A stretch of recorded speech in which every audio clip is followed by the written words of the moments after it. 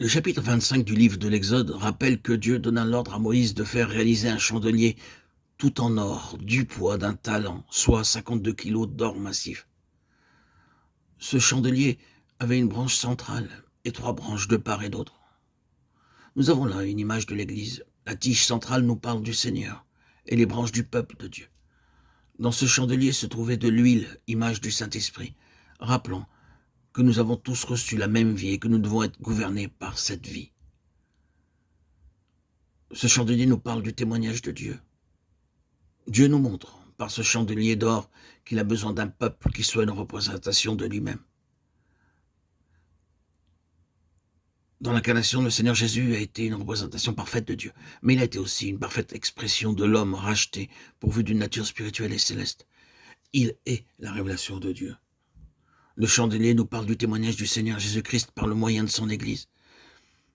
Dans le premier chapitre du livre de l'Apocalypse, lorsque Jean entendit la voix de Dieu comme une trompette, il se retourna et vit 7 chandeliers avant de voir le Seigneur. Ce qui montre que son témoignage par son Église est le fardeau de Dieu, sa préoccupation. Il désire un témoignage qui soit l'expression de sa propre nature. Il veut que l'Église soit une révélation de lui-même.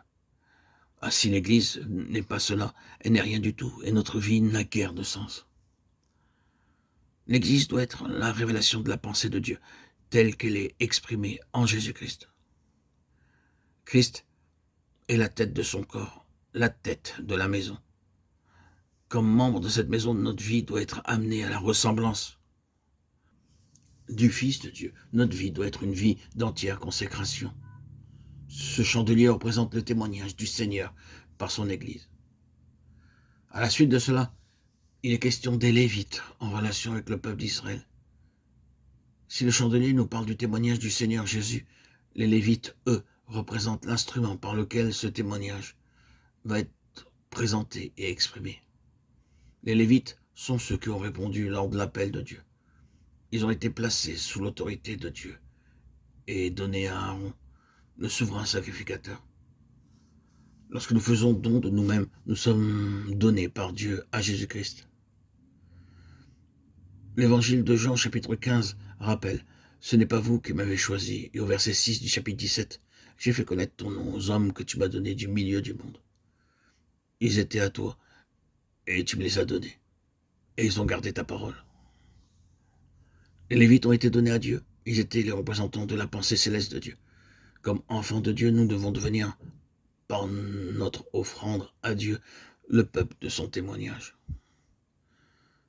Notre vie spirituelle ne se limite pas au pardon de nos péchés et à la prédication de l'Évangile.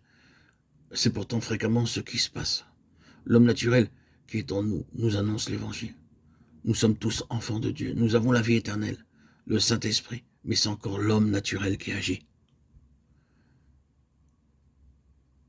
C'est tout autre chose d'être le peuple de son témoignage, et les Lévites représentent cela en relation avec la pensée pleine et entière de Dieu.